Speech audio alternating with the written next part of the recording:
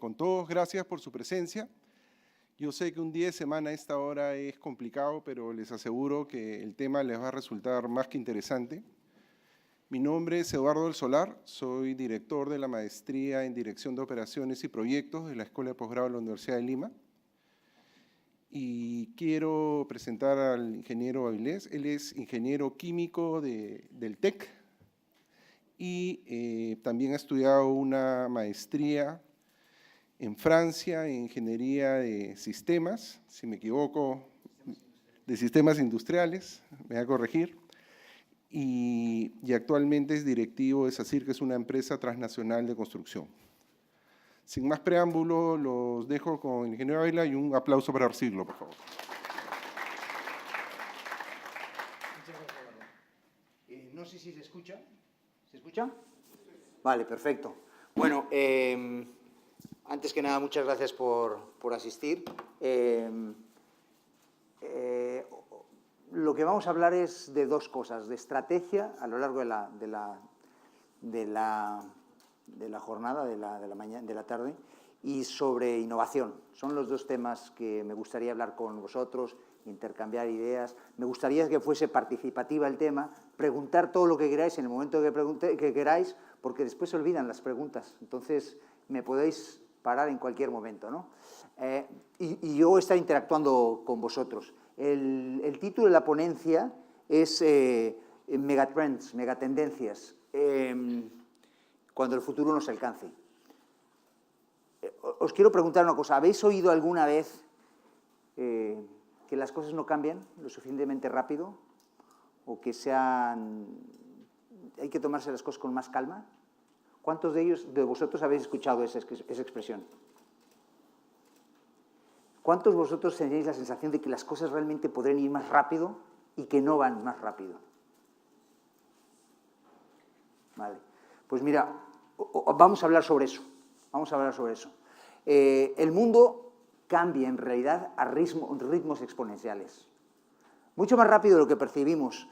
Y debemos ser conscientes de que las cosas cambian tan rápidamente que no somos conscientes de eso. Por ejemplo, la Tierra gira a 1.700 kilómetros por hora. Esa es la velocidad a la que nos estamos moviendo nosotros, que es mucho más rápido que cualquier avión supersónico. ¿Sabéis a cuánto gira la Tierra alrededor del Sol? A 100.000 kilómetros por hora.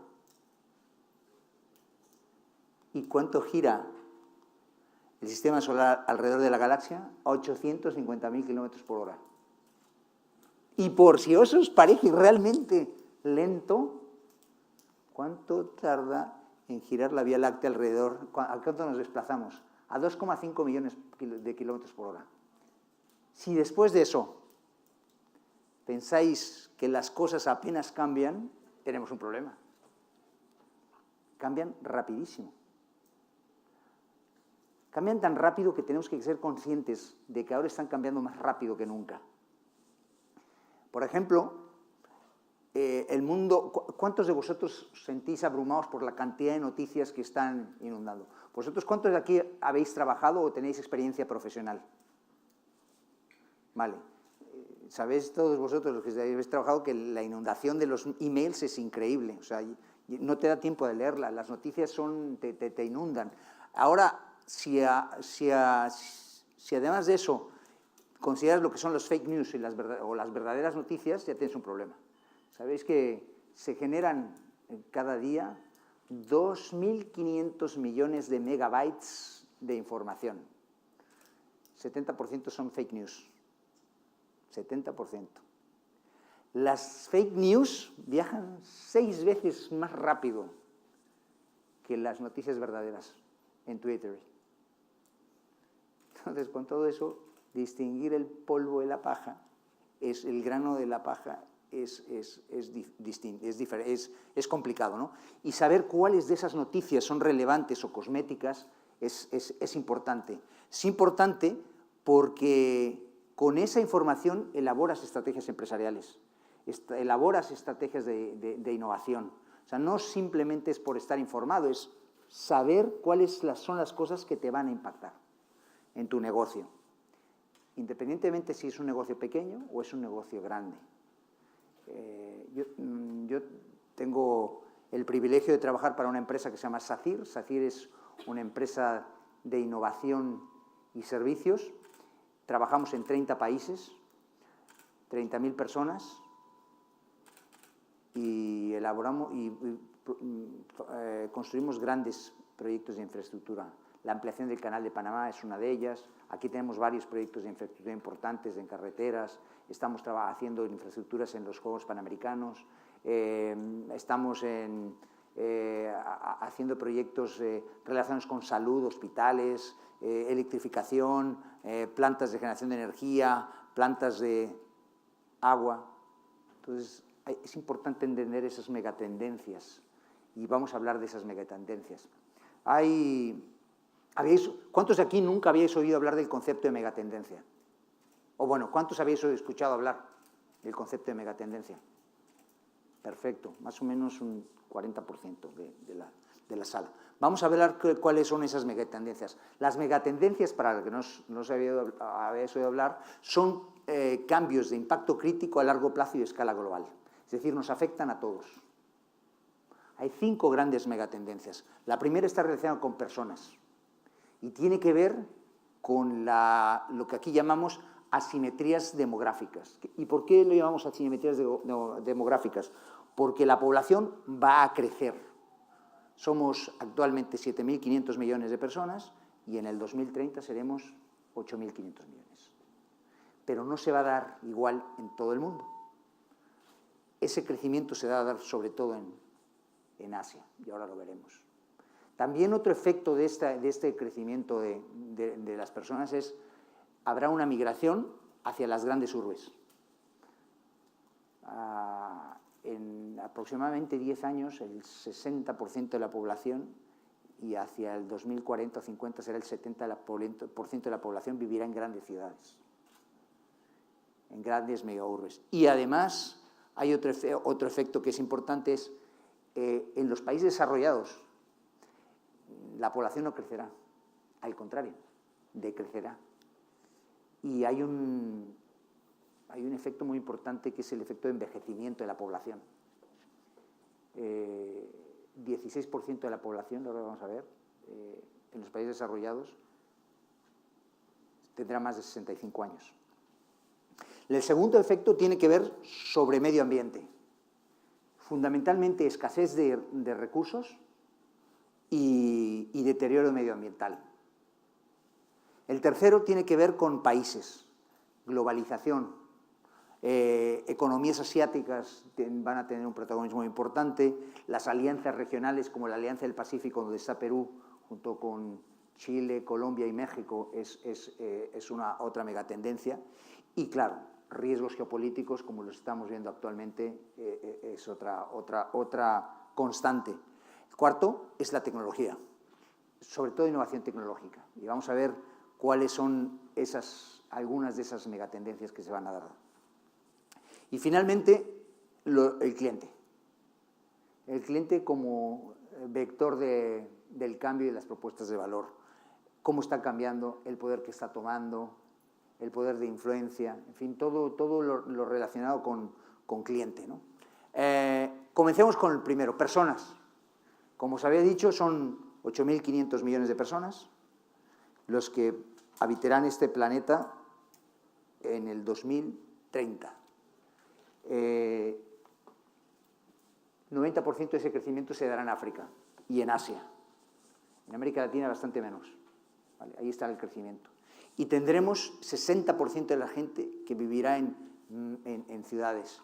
Y se va a dar un efecto, y ya se está dando un efecto, de las megaciudades.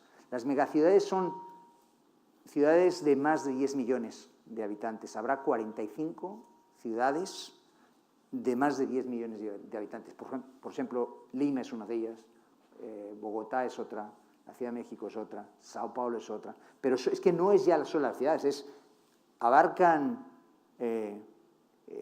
extensiones donde van absorbiendo poco a poco ciudades a su entorno. Y eso genera una serie de oportunidades de negocio interesantes. Envejecimiento, el 16% de la población es de más de 60 años En Europa, cada 2 personas activas por una retirada. Eso tiene fuertes implicaciones en las pensiones, por ejemplo. La esperanza de vida pasará a los 77 años a nivel planeta, es decir, 7 años más. O sea, seremos más viejos, bueno, ya lo soy, y en el planeta, y viviremos más, y más sanos. Y esto te lleva a tener reflexiones estratégicas con eso. ¿Y cuáles son las reflexiones que te hace? Dices, bueno, ¿y so what? ¿Qué es lo que esto te genera? Esto como empresa, en nuestro caso, pero también como individuo, dices, bueno, ¿cuáles son las geografías donde quiero estar yo? Donde quiero participar, donde quiero hacer mi propuesta de valor. ¿Quiero estar en Asia, donde va a haber el gran crecimiento? ¿O quiero estar en Europa, o en Estados Unidos, o en Australia, donde el crecimiento de la población es menor, pero va a haber mucho mayor envejecimiento? ¿Qué servicios asistenciales se va a requerir para esa población mayor? ¿Qué servicios de salud vamos a poder ofrecer o va a necesitar la población? Cualquier político se plantea esto. Cualquier empresa que ofrece servicios de salud se tiene que plantear esto. ¿Qué infraestructuras de comunicaciones se van a necesitar en esas ciudades de personas mayores o de personas jóvenes, en el caso asiático? Y finalmente, ¿qué movilidad, qué herramientas de movilidad se van a requerir? Es decir, cada megatendencia te está generando una serie de preguntas. En el caso de medio ambiente, la primera es estrés hídrico. ¿Y qué es estrés hídrico? Para el 2030 habrá un déficit de agua del 40%. 40%. Es importantísimo. El consumo vendrá fundamentalmente de la parte de agricultura y de la industria. Y, por supuesto, de generación de energía. ¿Y por qué tiene que ver la energía? Por las torres de refrigeración, o sea, para temas de equipos de enfriamiento. En países emergentes, el 90% de las aguas residuales sin tratar. Importantísimo eso, ¿eh? 90%. Aquí en América Latina, en países como Perú, tenemos un déficit de infraestructura de 160.000 millones de dólares. Más o menos lo que tiene Chile.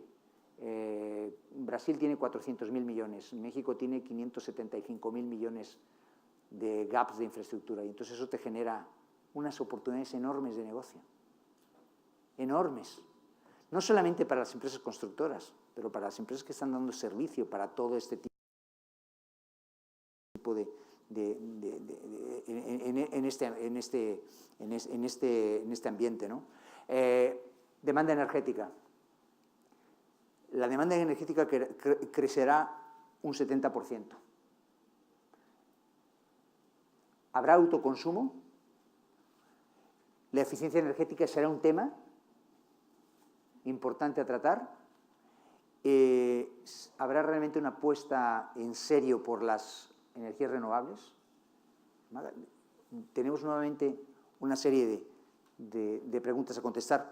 Y el calentamiento global, donde el 50% de las emisiones, habrá un incremento del 50% de las emisiones en gases de efecto invernadero. La gestión de residuos es un problema que se vive en toda América Latina, por supuesto en toda Asia también.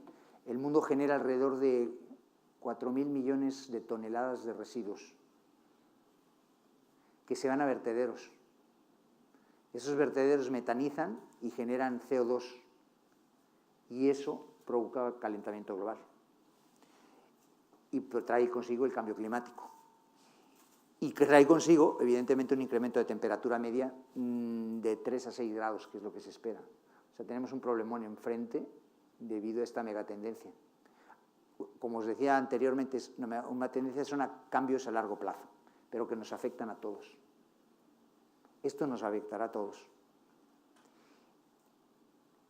Pero también genera oportunidades a través de reflexiones estratégicas. Por ejemplo, la desalación y la depuración de aguas implicará una oportunidad de negocio para aquellas empresas que quieran dar ese servicio. La gestión y consumo de agua, la gestión y el consumo de agua y de residuos es una oportunidad. Por ejemplo, en la Ciudad de México, El agua se transporta desde 300 kilómetros de distancia. Hay que subirla a 3.000 metros y después bajarla a 2.400, 2.500 metros. La subida es enorme. 50% del agua, que es un agua cara, que es un agua transportada, o sea, que tienes que para subirla y después bajarla, 50% se pierde en las tuberías. Y por tanto surge la pregunta, oye, ¿hay algo que se puede hacer con ese agua? ¿Podemos reciclarla? ¿Podemos tratarla? ¿Debemos gestionar las redes de agua de forma más eficiente? Almacenamiento energético y autoconsumo. Las ciudades, no sé si sepáis esto, es interesante, aproximadamente el 50% de la energía que produce un país se consume actualmente en las ciudades. 50%. O sea, todo va a las ciudades. No tanto a la industria, sino a las ciudades. De eso, el 70% se va a edificios. Los edificios consumen el 70% de la energía. Y la mayor parte se va en aire acondicionado y en calefacción. O sea que las ciudades, ya estamos hablando de megatendencias, 45 ciudades de más de 10 millones de habitantes, junto con las grandes demandas de energía, está generando y va a generar un montón de oportunidades de negocio para todos. Temas de almacenamiento energético, las pilas para almacenamiento. ¿Habéis oído hablar de los smart grids? Los smart grids, ¿quién ha oído hablar de smart grid? Muy bien, Mario, te felicito.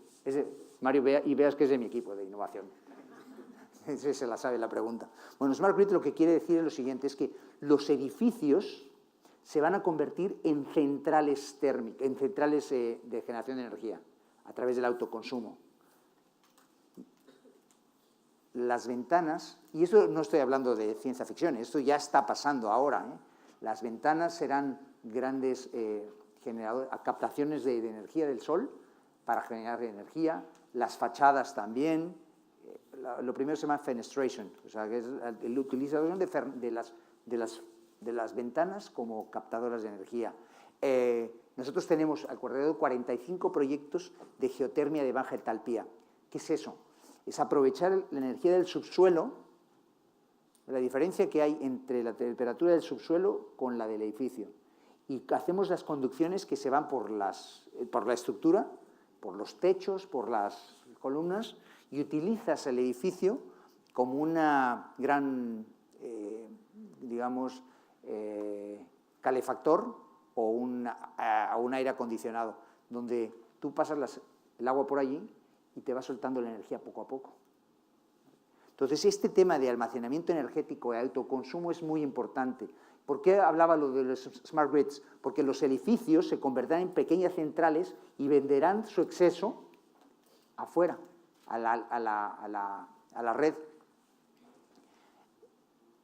Esto traerá implicaciones importantísimas para las eléctricas, para las compañías eléctricas, porque en vez de convertirse en, como son ahora, generadores, transportadores y comercializadores de distribuidores de la energía, en el futuro serán fundamentalmente gestores de esos excesos que habrá en los edificios de energía. Esto que estoy hablando ya comienza a pasar. Hay conceptos como, en inglés se llama energía cero o energía plus, que son cuando edificios energía cero es que no consumen energía del exterior, y energía plus es cuando producen más energía de la que consumen y la pueden vender a la red. ¿Vale? Esto ya se está dando. Es una megatendencia que ya se está dando. Otro es combustibles fósiles, solar, eólica, geotermia. ¿Cuál va a ser el mix correcto? Países como México está planteando ahora, quiere irse sobre los combustibles fósiles porque tiene petróleo. ¿Creéis que eso es lo saludable? ¿Es lo sostenible? Y sin embargo, solar, eólica y geotermia, todos los países tienen eso. Pero eso rompe con modelos de negocio tradicionales que van a intentar evitarlo. ¿Vale? Pero ahí es donde entra lo que habíamos visto inicialmente, el poder del consumidor para poder hacer algo. ¿Vale? Pero son planteamientos que cualquier empresa. Nosotros, como una empresa de energía, nosotros tenemos ¿qué queremos potenciar? Trabajar en esto con nuestros clientes, esto, geotermia de baja entalpía. Son reflexiones estratégicas que hay que ser realistas. Una parte de nuestros clientes trabaja en el sector de la energía. ¿Qué tipo de servicios que queremos darles? Pero también tenemos que reflexionar sobre, ¿y ese es el futuro? ¿O tenemos que también estar preparados sobre otras energías alternativas que tienen recorrido o que pueden tener recorrido? Eficiencia energética es otra área. Y estructuras resilientes y sostenibles. Nosotros estamos haciendo cada vez más el diseño de infraestructuras resilientes por el calentamiento global. No sé si sepáis esto, pero hay materiales concretos o hormigones que se autorreparan a través de bacterias. Si se te crea una bacteria, el hormigón se hace con bacterias de forma tal que cuando sale una grieta, esta comienza a generar calcio y te va cerrando las grietas. ¿Sabes? Cuando nosotros hicimos, por ejemplo, el Canal de Panamá, la extensión del Canal de Panamá hace poco, lo hicimos para un hormigón que durase 200 años. Esas eran las características. Claro, hubo que hacer muchísima experimentación, hubo que trabajar muchísimo, porque lo que se quería hacer es una infraestructura resiliente. ¿Vale? Entonces, son reflexiones que es importante entenderlas a la hora de pensar en el medio ambiente como megatendencia. Los países, las economías asiáticas, el 53% del PIB provendrá de esos países para el 2050. Fijaos, China será la primera potencia. China tiene unos 14 trillones de dólares. Estados Unidos tiene 18. Ya está a puntito, lo tiene así, miren, la mira para pasarlo. La India está creciendo también de forma importante. Indonesia será la cuarta. ¿Sabíais? ¿Teníais percepción de eso? Es interesantísimo. México superará al Reino Unido y a Francia en PIB. Y eso es como países. Si lo vemos desde un punto de vista de alianzas regionales, el poder del G8 irá disminuyendo paulatinamente. Es difícil ir contra esto, porque todas las economías anteriores están creciendo en población y están creciendo en valor. Por tanto, el poder de los 8, estamos hablando de los 8 países desarrollados, donde la economía no va a crecer tan rápido porque no tienen población. La reconfiguración de nuevas alianzas se van a dar. Brexit, Inglaterra se va a salir es un error enorme su salida, Inglaterra. Estados Unidos están en China en guerras, allí de comerciales, ¿no? Actualmente, habréis oído eso. La OPEP, ¿cuál va a ser el rol de la OPEP? Es decir, reconfiguración de nuevas alianzas, eso se va a estar dando de forma importante. Y, por ejemplo, alianzas como la Alianza del Pacífico, ¿no?, que os comentaba anteriormente, será la 7ª economía mundial en 2030. ¿A qué no sabéis eso? Las alianzas regionales van a jugar un rol importantísimo a la hora de generar oportunidades de negocio, oportunidades de innovación, oportunidades de crecimiento. Y riesgos geopolíticos, tales como las crisis financieras, que estos continuarán dándose, o sea, eso no hay forma en la que puede evitar. Conflictos derivados de escasez de recursos, muchos hablan del agua como la próxima gran guerra potencial. Y migraciones y terrorismo se irá dando de los países pobres, con pocas oportunidades, hacia los ricos que tienen falta de población. ¿Y cuáles son las reflexiones que se puede uno plantear de todo esto? ¿Qué nuevos bloques regionales se van a dar? ¿Cómo crecerá la demanda de las clases medias, sobre todo la asiática, que con el crecimiento que tiene será un gran consumidor de recursos y de productos? ¿Y qué nuevos mercados y competidores nos interesa trabajar? ¿Qué nuevos conflictos regionales?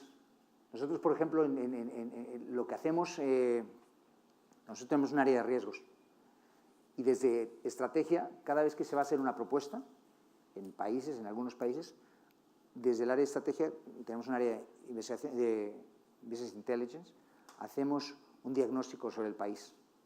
Por ejemplo, hace poco había una oportunidad de hacer una planta en un país del norte de África, Argelia, concretamente. Y dijimos, ¿qué puede pasar allí con Bouteflika? ¿Habéis oído hablar de Bouteflika? El presidente este que llevaba muchos años, es un presidente que llevaba muchos años allí, que hacía 2 o 3 años que no aparecía en la prensa, no lo veían físicamente. Y se estaba oyendo hablar de que podía haber un golpe de Estado y todo esto. Nosotros tenemos la oportunidad de entrar en un proyecto allí y tener que meter un aval enorme para poder trabajar en una planta de agua, si mal no recuerdo. A través de inteligencia de mercado, nosotros dijimos, ¿cuál es el posible conflicto que podemos tener allí? ¿Hay un posible conflicto?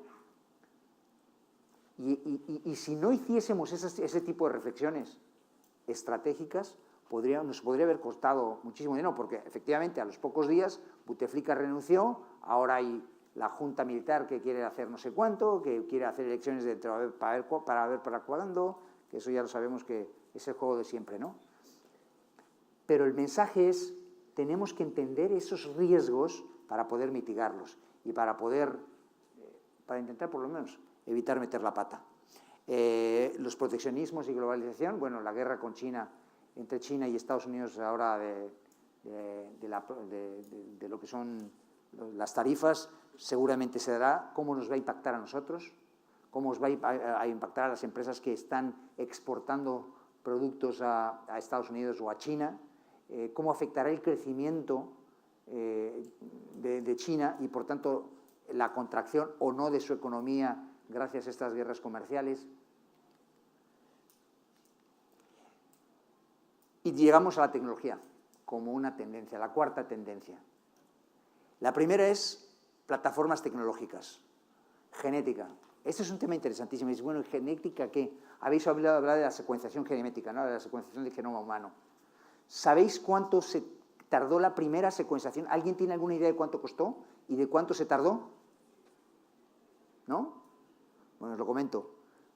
10 años, 13 años de cómputo, ¿sabes? De utilizar ordenadores para estarle sacando los datos y hacer no sé cuánto, y 3,4 billones de dólares, 3.400 millones de dólares. Eso costó el primero. Eso fue por ahí de inicios de los 90. Hoy en día, ¿sabéis cuánto cuesta decodificar vuestro genoma humano? ¿Alguna idea? 1.000. Entre 1.000 y 2.000 dólares. Eso es lo que cuesta. De 3.400 millones a 1.000. Y dentro de 5 años, las expectativas son que pase a 100. Imaginaos lo que va a pasar. Lo que va a pasar es que vais a poder hacer, y el médico os va a pedir, vuestra secuenciación genómica. Va a ver cuáles mutaciones genómicas habéis tenido en los últimos 5 años, para con eso poderos dar terapias que aún no os ha pasado. La configuración que esto va a traer en temas de hospitales, de asistencia de la población, de salud, de programas de seguros, son inmensas. Y eso es una realidad ya, ahora. O sea, eso no lo va a parar nadie, el tema de la genómica. No solamente es para los médicos, ojo. Nosotros hacemos hospitales. ¿Cuántos hospitales? ¿Cómo va a cambiar el tema de la vida? ¿Se va a alargar? ¿Cuántos años más se va a alargar? Hemos visto que allí por lo menos 7 años anteriormente. Eso se queda poco con estos cambios de genómica, ¿no? Entonces, la genética es muy importante. Y la genética afecta no solamente a los médicos, a la salud, a las personas, sino afecta en realidad a todas las propuestas de valor de la sociedad. Deep Learning. Deep Learning, ¿sabéis la diferencia entre Deep Learning y Machine Learning? ¿Quién la sabe? No, tú no, Mario. ¿Cómo te llamas? Habla fuerte, Karen. En Machine Learning se tienen claro los algoritmos que hay. En cambio, de Deep Learning son más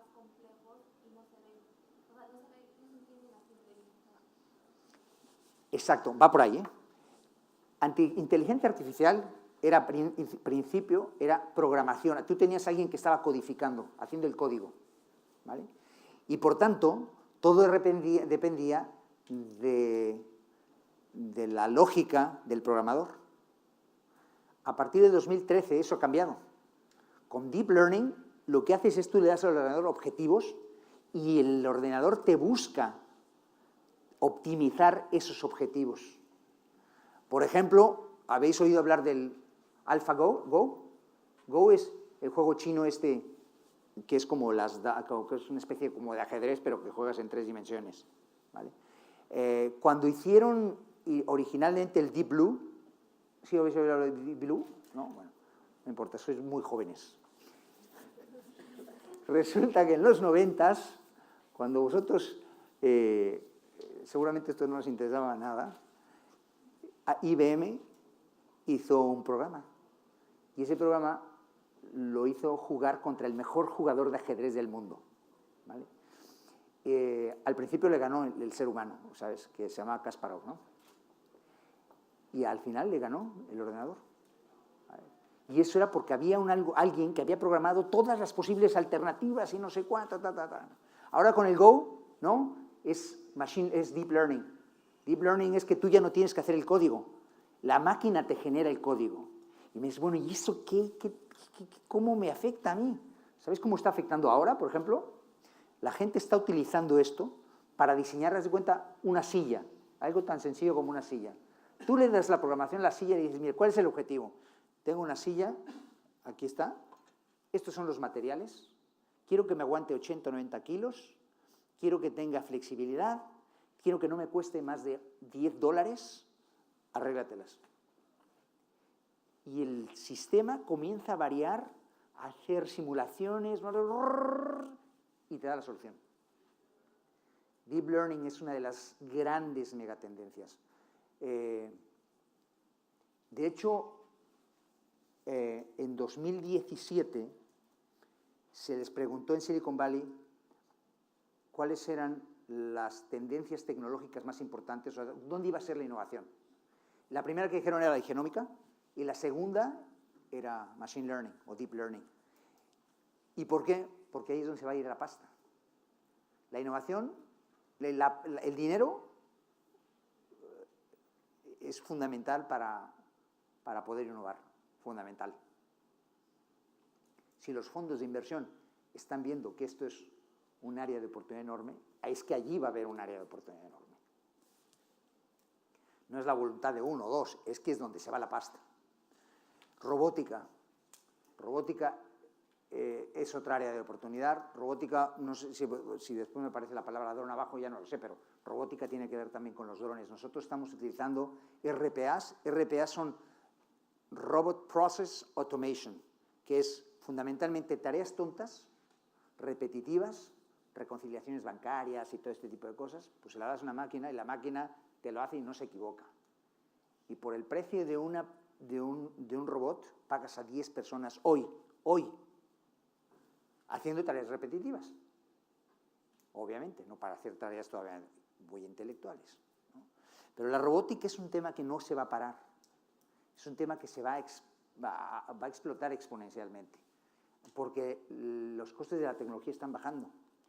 Realidad virtual y de realidad aumentada. Este año se van a invertir en Silicon Valley $20.000 millones en realidad aumentada y realidad virtual. 20.000. ¿Alguien no sabe lo que es realidad aumentada y realidad virtual? ¿Alguien no? Que no sepa. Perfecto. ¿Cuánto? Bueno, más fácil, para poner. ¿Cuántos saben? Es la inmensa mayoría, pero lo voy a explicar para quien no sepa, ¿no? Realidad aumentada y realidad virtual son dos cosas distintas, pero parecidas. Nosotros, yo tenía un profesor que me decía, no me pidas que te defina un elefante, yo te lo muestro. Pues vamos a hacer lo mismo. Os voy a mostrar lo que es realidad aumentada y realidad virtual en temas concretos nosotros cómo lo estamos utilizando. Por ejemplo, realidad virtual y realidad aumentada. Estamos haciendo las obras utilizando los HoloLens, ¿vale? Y dentro vamos viendo cómo el edificio va creciendo por capas, ¿vale? Y al final ves El cliente ve tu edificio, cómo lo has ido haciendo, desde la cimentación hasta arriba, hasta ya sabes dónde está el baño, los grifos, la cocina, el no sé qué, la sala de reuniones, todo esto. Esto es realidad aumentada. Esto es realidad virtual. Y realidad aumentada es, tienes unas gafas y haz de cuenta que yo estoy viendo una máquina y en esa máquina estoy viendo, me aparece aquí de este lado, me aparece cuándo se cambió la banda, cuál es el último problema que hubo con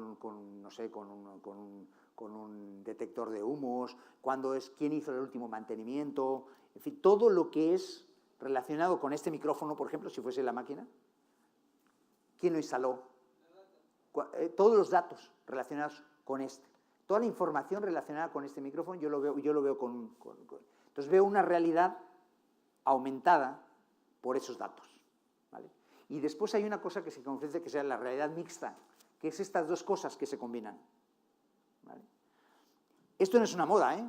La realidad virtual y realidad aumentada es que es una megatendencia también, ¿vale? Entonces nosotros conviviremos. Los costes de tecnología están cayendo de forma exponencial. Hoy los Oculus, que es con los que trabajamos nosotros, cuestan unos 250, ¿no, Mario? Mario es el que cuida el dinero aquí en el grupo de la innovación. Y las de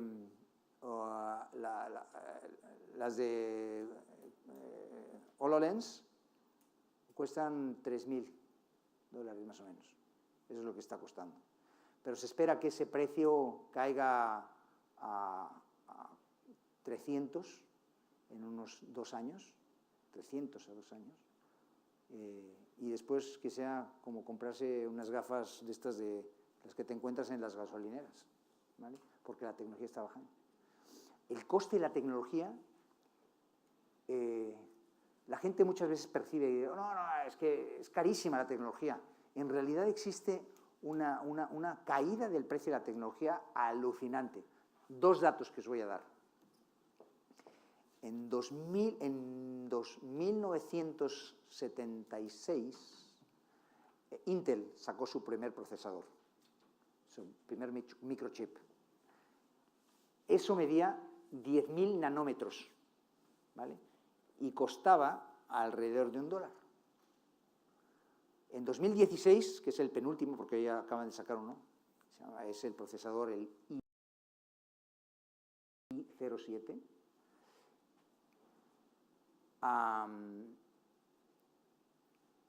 el tamaño de los microchips es de 14 nanómetros, ¿vale? Y una velocidad de cálculo increíble. ¿Cuántos son 14 nanómetros? ¿Alguien tiene una idea de lo que es un nanómetro? Bueno, yo os digo, el virus del SIDA mide 96 nanómetros.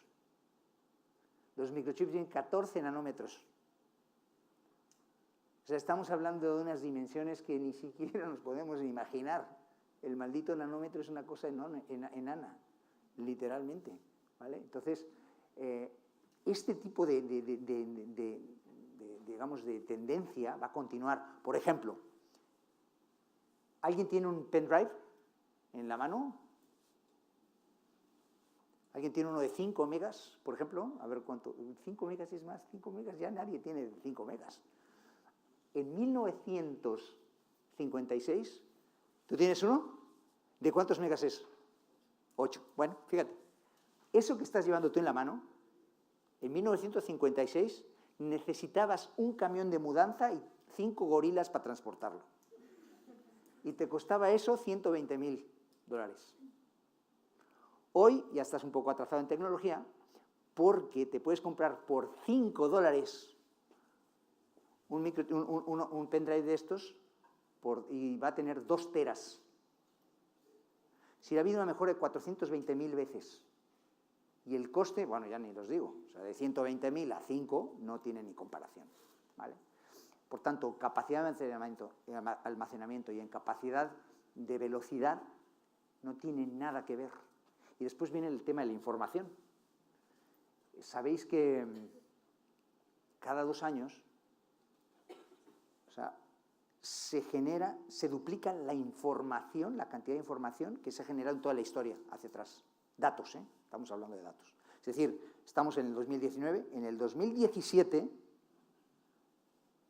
toda la información que se había creado desde los sumerios hasta aquí, ahora, 2 años después, es el doble.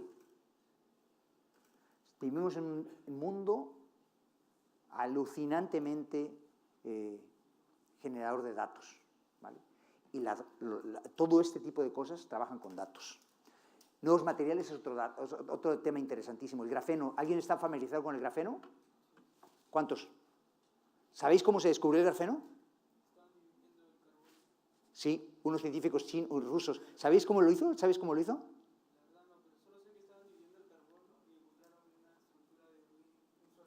Exactamente. Pero lo curioso es cómo lo hicieron. Fíjate lo que tiene que ver, no tener nada que hacer.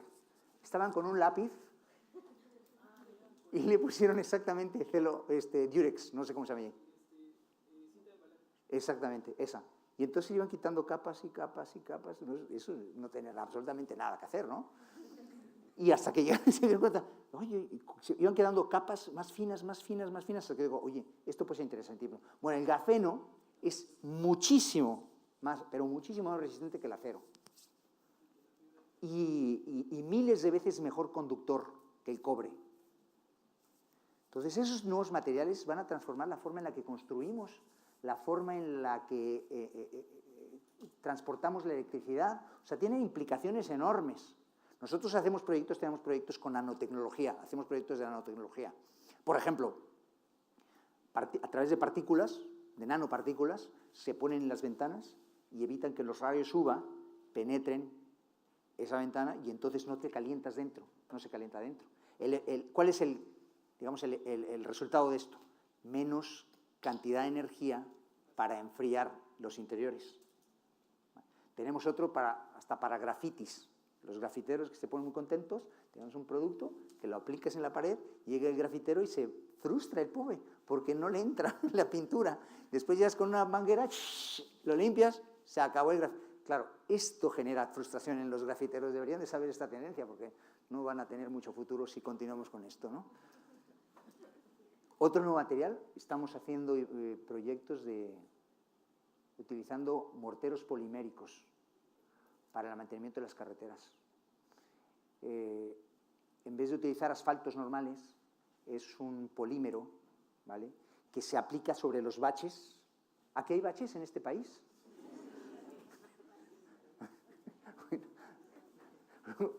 Sí, exacto. En México hay una ciudad que se llama Querétaro, que le llamamos Poblétaro, la capital del bache, de tantos baches que hay. Bueno, este es un polímero que se pone, que lo pones en frío, como si fuese una pintura, lo pones en frío y la adherencia es increíble. La duración es el bachado cada 3 años más o menos tienes que volver a hacerlo.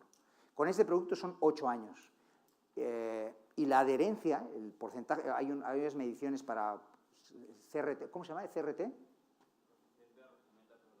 Ese, ya Mario se lo sabe, porque está llevando el proyecto este. Medimos nosotros, ¿sabes?, antes y después, y aumenta un 70% el coeficiente de rozamiento, es decir, la seguridad de los vehículos para que no vayan a patinar y demás, ¿no? Y eso es a través de nuevos materiales. Los nuevos materiales, a través del grafeno y todas estas cosas, tienen un futuro increíble. Blockchain y ciberseguridad, todos habéis hablado del blockchain, no sé cuántos entendáis el tema de blockchain, pero tiene un futuro importante. Y además, la securización de la información es un tema relevante, ¿no? Transformación digital es la otra. La compañía que no se transforme digitalmente estará muerta en la primera página. Vosotros estaréis muertos en la primera página si no sois digitales. Mira, lo que estáis estudiando ahora vais a estudiar permanentemente toda la vida. Esto es un paso que os permitirá ser competitivo durante un tiempo y después habrá que reinventarse y volver a estudiar. Y la educación continua será la norma. Los que vienen, no, ya he estudiado, ya he logrado, yo hasta aquí ya me sé todo. Entonces, el otro día me decía una persona, es que cuando me sabía todas las respuestas, me cambian las preguntas. Y es verdad, eso nos pasa a todos, ¿no? Esta es la primera generación, la primera vez en la humanidad en que la generación de los jóvenes, de los chavalitos, enseñan a los padres tecnología. Siempre fueron los padres como ayudar a cazar, los enseñaban a cazar, después a construir iglesias, a no sé cuánto. Ahora, vosotros sois muy jóvenes, pero vosotros ayudaréis a vuestros padres. Mi hijo, por ejemplo, le da clases a mi mujer de cómo tiene que conectar el Wi-Fi, conectar no sé qué, el ordenador, toda la cosa, porque los chavales jóvenes sois los que domináis eso, sois mucho más digitales. Y las organizaciones tienen que ser más digitales. La transformación digital es una obligación, no es una alternativa. Nuevos modelos, y esto trae consigo nuevos modelos organizativos. Porque al digitalizarte, tu estructura organizativa clásica ya cambia. Tienes que rediseñar procesos y estructuras en base a esas nuevas tecnologías que vas a aplicar. Y es importante el gap de talento, importantísimo. Si no, las empresas tendrán que buscar cerrar esos gaps. Ese gap entre lo que se requiere para poder hacer cosas, por ejemplo, analistas de datos, o sea, los llaman en inglés data scientists, ¿no? Que ahora está tan de moda. Pues muchas empresas lo están solicitando y tienen serios problemas para poder obtenerlos. De hecho, General Electric dijeron, nosotros nos queremos convertir en digitales. Eso pensaron, ¿no? ¿Qué hacemos? Comenzaron a buscar gente y no conseguían a nadie. Se fueron a Silicon Valley, a Stanford, y los estudiantes decían, ¿qué? ¿Yo me voy a ir a una empresa que hace cafeteras? ¿Que hace locomotoras? No, nada, no me interesa. Entonces, ¿qué es lo que hizo General Electric? Hizo dos cosas. Primero, estaba en un sitio en Stamford, Connecticut, y se lo llevó a Nueva York, el headquarter, para poder atraer talento.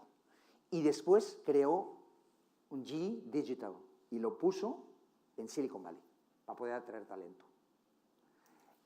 Si no se traen eso, bueno, además después no les ha ido muy bien, pero si no se atraen talento digital, si no las empresas no traemos talento digital, estaremos muertos también. El talento digital es fundamental, ¿vale? Barreras culturales, también. Es otra cosa que, cuando estamos nosotros hablando de tecnología y transformación y demás, lo más importante, la cosa más importante sobre lo que trabajamos es sobre la cultura. La gente no quiere cambiar, se siente cómoda, sobre todo de una edad, de una cierta edad, porque les da miedo la tecnología. ¿Sabes? Entonces, esto no lo puedes frenar. Esto es imposible frenarlo. Y tenemos que trabajar sobre las barreras culturales de la tecnología. ¿Qué estamos haciendo nosotros, por ejemplo, en SACIR? Os cuento, este es un tema interesante. Entonces dijimos, a ver, ¿qué podemos hacer? No podemos crecer en estructura organizativa a lo bestia, pero seguramente hay talento digital y talento innovador en la compañía. Y entonces lanzamos una iniciativa para identificar ese talento digital. Y lo lanzamos a todos los empleados que tenían huella digital, es decir, que tienen internet, cuenta de correo. ¿Vale? Y les hicimos unos cuestionarios para ver sus capacidades digitales. Contratamos a gente experta en Behavioral Economics, que es una ciencia que vincula a los economistas con los psicólogos y con los ingenieros, para a ver cómo les teníamos que preguntar, qué les teníamos que preguntar, cómo si te responden es real lo que te están preguntando y no simplemente, bueno, es que yo me quiero hacer muy digital y no sé cuánto. Entonces se gestionaron se prepararon estos cuestionarios en todo el mundo de SACIR. Lo enviamos a todo el mundo, conseguimos un muy buen porcentaje representativo de la empresa y resultó que el 70% de los empleados se creen o piensan y sienten que son más digitales que la empresa. Imaginaos la enorme oportunidad, porque tú dices, hay dos formas de verlo. Somos unos dinosaurios y tenemos un problema, es una forma de verlo, y otra es una tremenda oportunidad para digitalizar la empresa. porque no va a ser tan difícil poder hacerlo si el 70% se cree digital. Entonces lanzamos un programa, se llama el programa Da Vinci. Ese programa Da Vinci escoge a los más digitales, a los más innovadores y que tienen mayor poder de influencia, y les estamos comenzando a dar información sobre Design Thinking, sobre Lean Innovation, sobre metodologías de innovación y también sobre Internet of Things, Internet de las Cosas, sobre temas de movilidad, sobre temas relacionados con realidad aumentada, realidad virtual, Big Data y todo ese tipo de cosas. Y estos Da Vincis serán los catalizadores para evitar esas barreras culturales. ¿Vale? Si no reconocemos que hay barreras culturales, no podemos hacer nada. Entonces nos quedaremos, ¿sabes?, esperando a que el Espíritu Santo nos resuelva el problema. Espero que sea posible. Smart Cities, otra tendencia.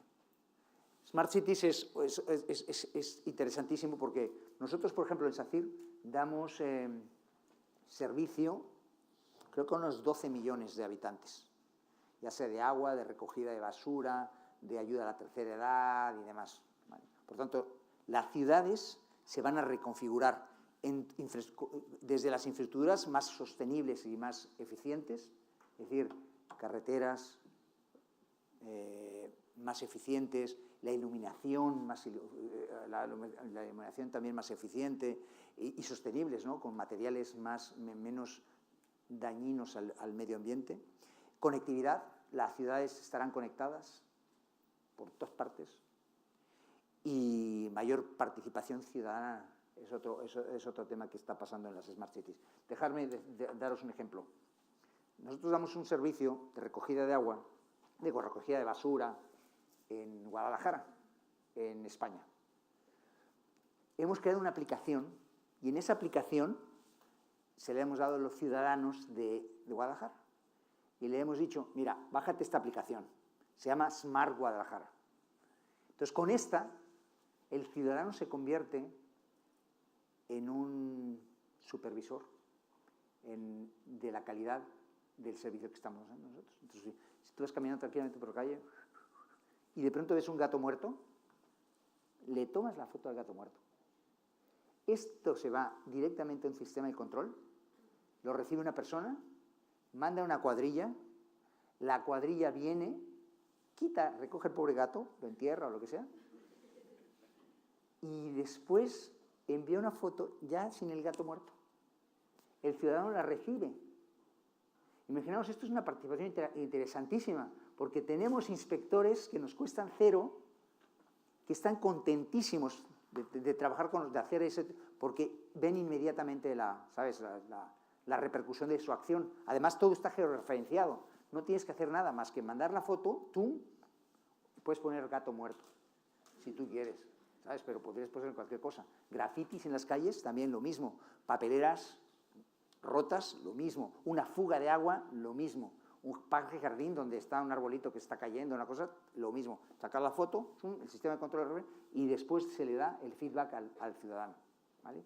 Entonces, la participación ciudadana en las ciudades inteligentes es importantísima. Por ejemplo, no sé si viene más adelante, pero lo digo de una vez. Los camiones de recogida de basura, estamos comenzando a meter camiones eléctricos que no contaminan nada, con reducciones de ruido importantes. ¿Vale? Puede parecer esto ciencia ficción, y decir, no, eso, que llegue a Lima, si estábamos no sé cuánto, pero las cosas cambian mucho más rápido de lo que nosotros pensamos, muchísimo más rápido. Seguramente esto lo veréis vosotros, seguro, no tengo ninguna duda, porque el cambio, muchos de estos cambios no se podrían hacer por la tecnología, pero a medida que reduces el coste de la tecnología, la capacidad de implantación es mayor. Después, nuevas formas de movilidad, coche eléctrico, car sharing, ride sharing, ya están dando en Europa. Madrid, por ejemplo. Y esto tiene implicaciones muy, muy fuertes en el sector del automóvil. A ver, os doy un par de datos relacionados con esto, pero que yo creo que son interesantes. Un coche eléctrico, ahora, hoy por hoy, cuando tú te compras un coche y dices, a ver, vamos a ver, ¿cuáles son los 3 criterios que yo necesito para comprarme un coche? El primero es cuánto me cuesta, ¿no? O sea, la inversión. Si me cuesta mucha pasta, no le entro. Si me cuesta más barata, pues es más fácil. La segunda tiene que ver con cuánto me cuesta operarlo, es decir, el consumo del combustible. Y la tercera tiene que ver con el coste del mantenimiento. Son las tres variables. ¿Vale? Después, sí, si te compras un Porsche, pues es por el diseño, pero no es necesariamente por ninguna de las cosas anteriores, porque ni te importa cuánto te cueste, ni te importa cuánto consume, y mucho menos te importa cuánto se mantiene. Pero salvo eso, la mayor parte de la población estamos en otro rollo, que es utilizamos el coche como herramienta de transporte. ¿Vale? Bueno, hoy por hoy, un coche eléctrico comparado con un coche de combustión, ¿qué es eso? El coche eléctrico comparado con el coche de combustión es, primero, el coche eléctrico consume 10 veces menos energía que un coche de combustión. El coche de mantenimiento, no sé si sepáis, pero un coche eléctrico un coche de combustión tiene alrededor de 2.000 piezas móviles el motor. Un coche eléctrico, ¿alguna idea de cuántas piezas móviles tiene un coche eléctrico? ¿El motor? ¿Algún ingeniero mecánico por aquí? ¿Hay alguno? 20. 20 piezas móviles contra 2.000. Por tanto, en temas de mantenimiento es 100 veces más barato mantener un coche eléctrico que un coche. 100 veces, ¿eh? Es 10 veces más barato el consumo, es 100 veces más barato el mantenimiento. Y nos queda cuánto cuesta, que tiene que ver con la batería, que tiene que ver con la recarga y demás. Bueno, las gráficas muestran, que son unas gráficas exponenciales, que hoy por hoy, si te vas a comprar un coche de alta gama, ya es igual de caro comprarte un coche eléctrico que un coche de combustión, si es un alta gama. Y después vienes lo de gama media, que son alrededor de 35.000 hacia arriba, dólares, y los pequeñitos, que son de 10.000, 12.000. ¿Vale? Los 10.000 a 12.000, el momento del cruce de las dos gráficas de cuando cuestan lo mismo, se dará en el 2024. En el 2024 y el otro en el 2026. Es decir, nada. ¿Pero qué está pasando? Lo que está pasando ahora, fijaos lo siguiente, esta es una anécdota interesantísima. A un amigo mío, que es director de innovación de SEAT, le dije, oye, ¿y qué tal el sector del automóvil? ¿Qué tal? Va muy bien, ¿no? Yo siendo un poco sarcástico. Me dice, no, estamos espantadísimos. Me dice, ¿por qué? Me dice, trajimos a un grupo grande de chavales entre 15 y 19 años a preguntarles a que visitaran la fábrica. Entonces, las fábricas de automóviles están muy robotizadas actualmente. Entonces, son unas cosas fantásticas, limpitas, el suelo fantástico, no ves una gota de aceite, ¿sabes? Después de eso, la idea era, nos lo llevamos a un salón y les decimos, ¿qué quieren de diseño? ¿Cuáles son los colores preferidos? ¿Qué les gusta a estos chavales de 15 a 19 años? ¿Sabes? Y entonces, vamos a hacer un focus group, eso se llama focus group.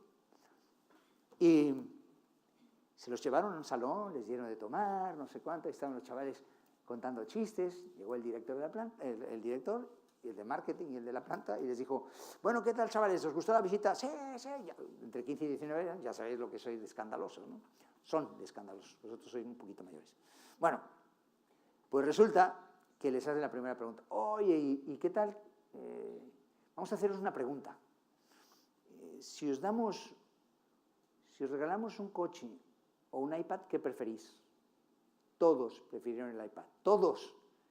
Entonces, todo el argumento que iba a haber después de qué color querías el coche, de qué modelo, se acabó. No hubo una segunda pregunta, se acabó allí. Y entonces, claro, estos entraron en pánico. Todos los chavales, entre 15 y 19 años, no les interesaba, que dijeron, ¿por qué? Pues en nuestra época, tú lo sabes muy bien, Daniel, terminabas la carrera y decías, lo primero que voy a hacer es un coche para llevar a mi novia. ¿No? Era así, ¿no? Bueno, por lo menos en mi caso. No quiero decir lo que hacen otros. Y resulta que les dijeron eso. Entonces le dijeron, ¿por qué? ¿Por qué? Estás en una fábrica, o sea, más creíble que estar en una fábrica de SEAT, digo, si te lo dice cualquier tonto, dices, pilles lo primero, pero si estás en una fábrica de coches, te lo crees, ¿no? ¿No? Y dijeron, ¿por qué no? Mira, ¿dónde aparco el coche? No tengo parking. Si me das un coche nuevo, me van a rayar, me lo van a robar. Segundo, la gasolina. Es carísima. No tengo dinero para la gasolina, mis padres no me van a dar. Seguro. ¿Quién tiene que pagar el seguro? ¿Yo? Estás loco. Yo prefiero tener dinero para salirme al cine, pero no para pagar un seguro. El permiso de conducir, qué pereza. Total, entraron en pánico. Estos de SEAT, ¿no? Esto es bueno, esta compañía. Y no habían visto esa tendencia. Y no la habían visto porque no querían verla, no porque estuviese allí. Y es una tendencia que tiene un gran impacto sobre el negocio, claramente sobre su estrategia de diseño. ¿Sabéis? Solamente una cosa, yo ahora te digo. Esos eran sus futuros clientes, por supuesto. Sí, ellos decían, una generación de una plataforma te cuesta entre 3 a 5 años desarrollarla. Si tú estás hablando de chavales de entre 15 y 19 años, quiere decir que estás fabricando el coche para cuando tengan 25 años. Les preguntas hoy para que cuando tengan 25 años ya los tengas así, mira, en el punto de mira. Le resultó mal la jugada. Pésima la jugada. Entonces, y dices, ¿pero por qué? ¿Por qué ya no es una necesidad? ¿Por qué? ¿Sabéis cuánto, alguna idea de cuánto tiempo utilizáis? ¿Cuántos aquí tenéis coche? Vale, a los que tenéis coche. ¿Cuánto es el porcentaje que utilizáis vuestro coche? ¿Alguna idea? ¿Cuánto está circulando el coche? ¿20? ¿Es 50%? ¿20? ¿Cuánto dice 20? A ver, ¿qué alce la mano? ¿20? ¿20? ¿Cuántos dicen 30%? ¿Cuántos? 50. Vale. ¿Tú 50? ¿Eres taxista? ¿No? Todo el día estás. Bueno, os voy a dar una mala noticia. Entre un 4 y un 6%. El resto está dormido, está aparcado. Está, sí, aparcado, ¿no? El resto, por tanto, es un activo que lo tienes sin utilizar. Sí. Sí. Imagínate todo lo que es las ciudades, la cantidad de espacio que están reservando al parking de los coches. Es tremendo, ¿eh? La ciudad de Los Ángeles tiene una cantidad de terreno importantísimo que podría convertirlo en mucho más valor si la disminución del coche disminuyese. Entonces, ¿qué es lo que está pasando? Nuevas propuestas de valor como el coche, como el car sharing, ¿sabes? Que se están dando ya en España. Por ejemplo, ¿qué es car sharing? ¿Alguien no sabe lo que es car sharing? BlaBlaCar es ride sharing. Es como compartir el coche con otra persona. Sí y no. Es compartir, pero es lo siguiente. Tú imagínate que estás en tu casa y que quieres ir a tu oficina. Entonces, con una de estas, buscas el car sharing que, ¡chum! Fulanito, aquí está. ¿Dónde están los coches disponibles? Y entonces te aparecen los coches que están disponibles. Tú te vas a ese coche, le pones así con la huella digital o con el teléfono, se te abre el coche y tú pagas solamente por ese transporte. Por el de ir de tu casa a tu oficina. Lo dejas allí, no tienes que pagar parking ni nada. Cuando vuelvas a salir, te coges otro de regreso a tu casa o te vas a la universidad o algo así. Pero, por tanto, tú tienes el transporte, ¿vale? Que es a ti lo que te interesa. No te interesa tanto el coche, sino el transporte. Y pagas por ese transporte. Y es mucho más eficiente y si aparte otra persona lo puede usar. Exactamente. El mismo carro que tú estás usando. Exactamente. Y entonces el uso del coche pasa de un 4% a un 80% de la noche a la mañana. El número total de coches se disminuye en las ciudades, porque no vas a necesitar tanto. Vas a tener coches circulando, pero no vas a tener coches aparcados. Y encima es autónomo. Eso es, además, si ya le metes autónomo, que vamos ahí, ¿eh? Vamos ahí, al coche autónomo, ¿vale? Eso es el futuro, el coche autónomo también.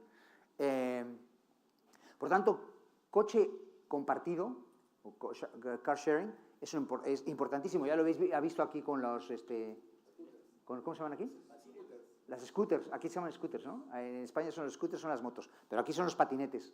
Bueno, eso, Madrid, París, la Ciudad de México, aquí también hay muchísimos, ¿no? Está yendo eso. Todo el tema de movilidad en las ciudades se va, y eso son ciudades inteligentes, ¿vale? Por tanto, el tema de movilidad, nuevas formas de movilidad, es un megatrend. Que si no las lees, les pasa lo que os comenté a las empresas estas de automóvil, ¿no? Ahora nosotros estamos en un foro, justamente, de empresas de automóvil, porque nos estamos planteando eso. Se llama... ¿cómo se llama el programa, Mario? El de Zaragoza. Mobility City, ¿no? Entonces, en Mobility City somos un grupo grande de compañías. Nosotros somos la única infraestructura, pero están 20 empresas de automóvil que están muertas de miedo, empresas eléctricas, empresas de telecomunicaciones, empresas de distintos sectores para diseñar y pensar y reflexionar sobre la movilidad del futuro en las ciudades inteligentes. ¿Vale? Y esto nada más está empezando, ¿eh? O sea, está empezando, pero es una tendencia imparable. Por tanto, cuando te pones a hacer reflexiones estratégicas, te tienes que preguntar, oye, servicios urbanos, ¿cómo van a cambiar? La recogida de basura, el transporte público, la configuración de las ciudades. ¿Qué va a pasar con todo el espacio de los coches, el parking que queda libre? ¿Qué va a pasar con, va a haber alianzas o no va a haber alianzas para poder acometer esto? ¿Qué nuevas capacidades requiero como empresa? Y proyectos de intraemprendimiento. ¿Cómo puedo hacer que mi gente, entre mis empresas, haga proyectos y me proponga soluciones? Y finalmente, necesitas de innovación abierta, Open Innovation. Imagino que aquí ya habéis tenido temas de Open Innovation, ¿no? El Open Innovation para nosotros es fundamental. Por muy inteligentes que seamos en SACIR, que algunos son más que otros, el resto del mundo es más inteligente sencillamente porque hay 30.000 contra 3.500, contra 7.500 millones de habitantes. Por tanto, la inteligencia está de fuera. Y necesitamos aprovechar y movilizar la inteligencia interior que tenemos con la inteligencia de las startups, de las compañías que innovan y Por tanto, la innovación abierta es un tema que es importantísimo ahora como planteamiento estratégico para cualquier organización. Y después, finalmente, lo último son los clientes. Son más exigentes, confían más en otros consumidores que en la publicidad tradicional, muchísimo más. La experiencia del cliente es clave, customer experience. Y cliente aquí nosotros, cuando yo hablo del cliente, no solamente hablo del cliente externo, hablo del cliente interno. En las empresas de infraestructuras como nosotros estábamos acostumbrados a que el cliente era el alcalde, era, ¿sabes?, el ministerio de transporte. No, ahora no. Además de eso, tenemos al cliente que es el usuario, el ciudadano, que tiene un poder de influencia muchísimo mayor y que te puede destruir tu reputación facilísimo a través de las redes sociales. Por tanto, tienes que tener en cuenta su opinión. Y, por supuesto, el cliente interno. Ya se acabó la época en la que 3 iluminados en el corporativo sacaban todas las soluciones. Os voy a comentar una anécdota interesante que hicimos nosotros. La gente de recursos humanos, ¿cómo vamos de tiempo? ¿Sí? La gente de recursos humanos se acercó a nosotros y nos dijo, quiero hacer una aplicación de nóminas para la gente que trabaja en todo lo que es la recogida de basura, la gente que da asistencia a los empleados, a la gente de tercera edad, la gente que limpia los parques, ¿sabes? Esa gente que es un colectivo importantísimo para nosotros, importantísimo, ¿vale? Pero que se pensaba que, claro, esta es la gente que no ha ido a la universidad, por tanto, no tiene que ser muy digital. Y, por tanto, pues vamos a hacer una cosa simple, ¿sabes? Nosotros aquí los 4 nos ponemos a diseñarlo y le hacemos la aplicación. Y nosotros dijimos ni hablar. Si es así, esto no es un proyecto de innovación, haz lo que quieras, gástate el dinero que quieras, pero no lo hacemos. ¿Cómo lo vamos a hacer? Si queréis hacerlo, nosotros tenemos que hacer un proyecto de design thinking. Tenemos que involucrar al cliente. ¿Y ese cliente qué es?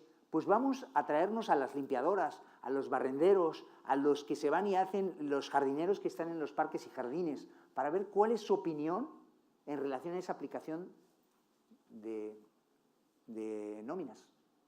Y nos lo trajimos, ¿eh? Trajimos a 10 personas de fuera que tuvieran capacidad de influencia.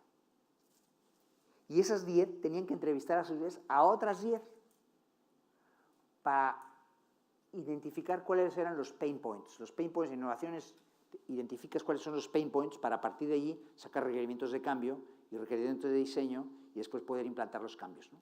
Entonces eso lo hicimos. Bueno, para hacer el cuento largo, claro, esta gente, que era nuestro cliente interno, estaba encantado de que tuviésemos su opinión, encantado que les explicásemos, que los metiésemos en la dinámica. Y para no hacer el cuento largo, terminaron haciendo diseños de sus pilotos. Se iban con su familia y después volvían y decían, mira, esto es lo que yo pienso que tiene que ser, quitando las palabras navegabilidad, el customer experience, nada, es así nos gustaría que se viese. Aquí tener esto, aquí tener... Y la gente, estas personas que habían creído, los de recursos humanos, que tenían pocas capacidades tecnológicas, poca movilidad, pocas capacidades digitales, todos tenían su cuenta, todos, ¿no? Su cuenta bancaria a través del teléfono, tenían WhatsApps, se comunicaban ya, no sé, estaban en redes sociales, o sea, muchísimo más de lo que remotamente se esperaba. Por tanto, la sofisticación de la propuesta, de la aplicación, terminó siendo mucho más interesante, mucho más rica, que si simplemente no hubiésemos tenido a nuestro cliente interno en consideración. Por tanto, el customer, el cliente, es muy importante y es el centro de cualquier diseño de innovación. Multicanales de compra, bueno, esto ya lo sabéis, la omnicanalidad. Servitización del producto, esto es buenísimo. ¿Alguno de vosotros ha hablado sobre la servitización del producto? ¿Alguien? ¿Quién ha oído hablar? Bueno, esta es una megatendencia, interesantísima además, que es, yo ya no te vendo mi producto, te vendo el servicio. Cuando estamos hablando del car sharing, te está vendiendo el servicio del transporte. No te está vendiendo el coche, te está vendiendo el servicio de transporte. General Electric, por ejemplo, ya no está vendiendo turbinas, te vende el servicio del transporte del avión, ¿sabes? Entonces te cobra por eso. Esto lo que está haciendo es desmaterializando el producto. Lo está llenando de valor alrededor. Y estás terminando comprando algo, y si eres fabricante, vendiendo algo que tiene mucho más valor añadido para el cliente, que es el servicio de eso, ¿sabes? Y esto lo hemos visto en múltiples ejemplos, ¿no? Por tanto, la servitización es una megatendencia importantísima en temas de transformación, en temas del cliente. Carteras digitales en el uso de móvil, ya sabéis que en China ya casi no te enseñas el teléfono y muchas veces te toman la foto y ya te hacen el cargo a tu cuenta. Y economía colaborativa, que era lo que os comentaba de lo que pasaba en Guadalajara, que es el cliente, el ciudadano, colabora contigo y colabora con él para tener la ciudad más limpia. Entonces tú tienes a inspectores que te cuestan cero porque ellos quieren colaborar. Los chicos jóvenes lo hacen mucho en temas de diseño, lanzan a la red y dicen, oye, ayúdame a un logotipo. Y muchos participan, lideran propuestas de logotipos. Nosotros hemos utilizado un par de veces ese tipo de mecanismo, ¿no? De temas colaborativos. Y aquí, ¿cuáles son? ¿Cómo te diferencias ante el cliente? ¿Qué propuesta de valor les interesa? ¿Cómo les vas a vender? ¿Cómo vas a acercar a ellos, a comunicarte, a vender? Y el tema de imagen de marca, que es importantísimo. Imagen de marca, enunciantemente la pueden destruir ahora las redes sociales, ¿no? Facebook está viviendo claramente una situación complicada, ¿no? Por tema y le está afectando la imagen de marca. Lo que es importante aquí es saber conectar los puntos. Eso lo decía Steve Jobs, que él era buenísimo conectando puntos. Entonces, ¿cómo yo puedo hacer para que todo esto, lo que he estado hablando, se convierta en algo que me sirva? Porque si lo ves aislado, en realidad tiene poco impacto. Pero si lo ves junto y puedes unir esos puntos, tiene un efecto muy interesante. Por ejemplo, asimetrías demográficas. ¿Qué es lo que te impacta eso? Te impacta la demanda de servicios asistenciales, te impacta los servicios de salud, la educación y las pensiones. Vas a tener gente mayor en algunos países, muy joven en otros, qué tipo de pensiones les vamos a tener que dar, cómo va a cambiar la educación en esos países, ¿no? Entonces, estos son lo que nosotros llamamos factores. Son factores. Los factores son elementos donde tú no puedes hacer gran cosa, que te vienen dadas, pero que tú puedes identificar cómo te pueden afectar, ¿vale? Y cómo pueden influenciar en tu estrategia de innovación o en tu estrategia de negocio. Nosotros utilizamos esto para diseñar estrategias, ya sea de innovación o de negocio, en un ambiente VUCA. No sé cuántos habéis oído hablar aquí del concepto VUCA. ¿VUCA? ¿Alguien? ¿No? Bueno, lo hablo ahora. Estás hablando de entornos VUCA, que son entornos altamente volátiles, inciertos, complejos y ambiguos. Hay situaciones donde no puedes hacer la típica planificación que se hacía en el pasado. Lo decías, lo vamos a ver aquí, hago el presente, el futuro, quiero estar allí y hago escenarios, ¿sabes? Optimistas, neutrales y pesimistas. Pues no, ahora ya no te sirve eso, porque hay tantas variables que tú lo que tienes que hacer es trabajar sobre escenarios estratégicos, porque esto es como apostar. Entonces no encaja en la actualidad la transformación y la volatilidad del mercado. El futuro no está escrito, hay que hacerlo. Entonces, ¿qué es lo que hacemos nosotros con esto? Para que veáis cómo lo aplicamos nosotros. Otros lo aplicarán de otra forma. Lo que hacemos nosotros es escenario planning. El concepto de escenario planning es el siguiente. Tú identificas actores y a factores. Los factores no los puedes tocar porque están allí, tipo, oye, ¿cómo va a afectar el rating del país? No puedes hacer nada. Y, sin embargo, te termina afectando en la cantidad de capital disponible para inversiones en infraestructuras, ¿vale? Precio del cobre, cómo va a afectar a Perú el precio del cobre. Tiene un impacto directo en muchas decisiones gubernamentales que terminan afectando a muchos, desde empleo hasta políticas fiscales, ¿no? Entonces, utilizando técnicas de escenario planning, analizamos diferentes perspectivas y realidades para hacer múltiples recorridos y diseñar alternativas de futuro. Entonces, nosotros diseñamos estrategias más que optimistas, pesimistas y medias en función de escenarios. Yo tengo un escenario que es como el futuro, en 2025, por ejemplo, y digo, ¿qué va a pasar o cómo yo imagino el futuro si se diesen con estos factores o con estos actores? Entonces, comienzas a elaborar tus estrategias en función de eso. Los escenarios no son predicciones, son aproximaciones de estados futuros posibles y a partir de señales existentes en la actualidad. Es decir, son escenarios que se pueden dar en el futuro sobre los cuales vas a fijar tu estrategia. Conocer las megatendencias y unir esos puntos mediante escenario planning permite ser más proactivos y menos reactivos a las estrategias, ¿vale? La pregunta es, ¿vas a dejar que el futuro te alcance? Muchas gracias.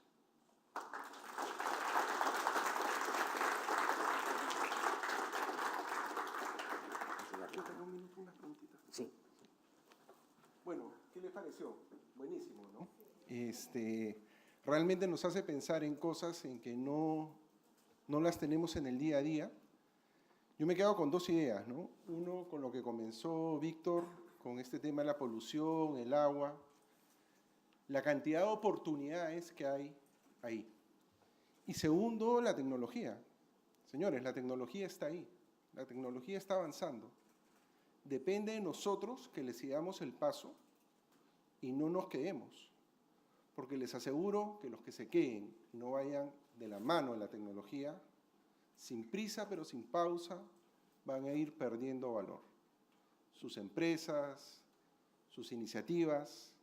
Entonces, el tema de la tecnología no es simplemente para saberlo, hay que aplicarlo. Al terminar vamos a tener un compartir acá afuera, los invito, pero antes de salir, si alguien quiere hacer alguna pregunta a Víctor, por favor aprovechen esta casa de estudios, no tiene todo el tiempo invitados, con este conocimiento y con esta capacidad de transmitir la información. O sea que anímense, por favor. No cuesta, ¿eh? doy descuentos hoy, 0, no cobramos nada. Estamos en versión digital, sí. Bueno, primero felicitarlo porque es muy interesante toda la información que está presentando. Muchas gracias. Aparte de lo didáctico, que lo ha puesto muy bonito. Pero tenía unas dos preguntas y una inquietud. Una de las primeras preguntas es, ¿qué se tiene previsto o para cuándo la transformación ya, la utilización mínima de combustibles fósiles? También en cuanto al cáncer, porque son dos preocupaciones que son la salud y el ambiente, ¿no? Y la tercera, que es una inquietud también, que se habla de transformar a los carros eléctricos, ¿no? Pero ¿qué se va a hacer con las baterías? Porque las baterías duran 5 años, ¿no? Y todo el ahorro que se ha logrado en los 5 años, comprar una batería eléctrica es casi como comprar otro carro. Sí. Entonces, ¿hasta qué punto el uso de carros eléctricos es una solución y no un problema que estamos pasando? Sí. Pero fundamentalmente, las dos primeras preguntas quisiera saber si hay algo al respecto, ¿no? El petróleo y combustible, sí. Será Sí. el punto de quiebre y otro A ver, yo te voy a dar la respuesta en función de lo que, digamos, de la información a la que yo tengo acceso, ¿vale? Yo he tenido oportunidad, yo estudié en... Sí, bueno, yo te doy la perspectiva. Yo he tenido la oportunidad de estudiar en Stanford, entonces muchos de los temas vienen por allí, ¿no? O sea, tengo un profesor que lo que decía él y que lo que dice es lo siguiente. El coche eléctrico comienza ya a tener una tecnología viable y sostenible. En España, por ejemplo, ya estamos metiendo electrolineras de carga rápida, ¿sabes? Y seguramente en muy poco tiempo, por ejemplo, Iberdrola, Iberdrola va a instalar 900 en este año. Todas las de Repsol ya tienen un punto, lo van a tener a lo largo de este año. Han metido 150 electrolineras nuevas, ¿vale? Entonces, ¿esto por qué lo digo? Porque a medida en que la carga de la batería sea más rápida, la gente se va a plantear el cambio al eléctrico en vez del de combustión eléctrica, el de combustión interna. Lo que este profesor prevé, si ves el uso de los combustibles fósiles, y estoy olvidando el carbón, porque el carbón lo elimino, y el gas natural también lo elimino, me centro en el petróleo, tiene 3 usos. Para transporte de aviones, grandes usos. Para transporte de camiones, y lo tercero es para transporte de coches. ¿Vale? Y es un tercio, normalmente. Vale. Lo que espera es que para el transporte de coches se colapse de forma importante para el 2030, 2035, porque los coches de combustión interna, la producción de los coches decrecerá de forma importante, ¿vale? Esto posiblemente todavía no lo veis aquí, pero todos los fabricantes de coches ya están trabajando sobre coches eléctricos. Y lo ven, lo que pasa es que les cuesta trabajo ese cambio de mentalidad y les cuesta pensar que el coche de combustión que ha dado tan buenos resultados en los últimos 110 años, 120 años casi, de pronto tengan que eliminarlo, ¿no? Por tanto, la respuesta es, habrá una reducción importante del combustible, de los combustibles fósiles, de gasolinas, para coche eléctrico en los próximos 15, 20 años, ¿vale? Los otros es más difícil de predecir. Aunque Tesla está sacando camiones eléctricos, ¿ya? Todavía eso se ve como más a largo plazo. Y los aviones, hay aviones solares y demás, pero eso no se ve que vaya a impactar de forma importante de aquí a... ¿Pero qué hacemos con las baterías? No, a eso voy. Sí, a eso voy. Las baterías, que es el gran problema que existe actualmente, porque hay un uso muy específico y después efectivamente te va cambiando. Eso tiene que ver con 2 cosas, con el tipo de batería, níquel-litio, ¿vale? Y después tiene que ver con la capacidad instalada de la fabricación de baterías, ¿cuántos fabricantes tenemos? Hay dos grandes fabricantes. Uno de ellos es Tesla, que está en Nevada, con una fábrica gigantesca, una mega planta de producción ahí tiene la mitad de la producción de baterías del mundo, ¿vale? Y la segunda es Panasonic, que está trabajando con otros fabricantes de automóvil, ¿vale? Entonces, lo que se espera es dos cosas: que haya un cambio en la química de la batería, ¿vale? Y eso te va a alargar enormemente la vida. Todavía no te puedo decir el tiempo, porque si no lo saben los expertos, yo no me lo sé, pero ellos lo que están diciendo es dos cosas. El coste de la batería va a reducirse de forma importante, de modo que cuando tú cambies una batería la puedas sustituir a mucho menor coste. Y la segunda es, va a haber un cambio en la química de la batería, ¿sabes? Del almacenamiento de la batería. ¿Recuerdas cuando hablábamos del almacenamiento energético? Pues es que no solamente son los coches, son toda la energía que produzcan los edificios se tendrá que almacenar para después venderla, ¿sabes? Cuando más convenga, cuando el horario de la electricidad sea más alto. Entonces, esa es la parte del petróleo y después me preguntaste lo del cáncer, ¿no? ¿O qué era? Está dificilísimo decírtelo, pero hay una universidad en Estados Unidos que, no sé si habéis oído hablar de una cosa que se llama Singularity University. Singularity University fue creada por un grupo de empresarios en Silicon Valley, que lo que hace es trabajar sobre tecnologías exponenciales. Entonces, da formación a directivos y demás, y hace investigaciones. Eso es como un think tank importante.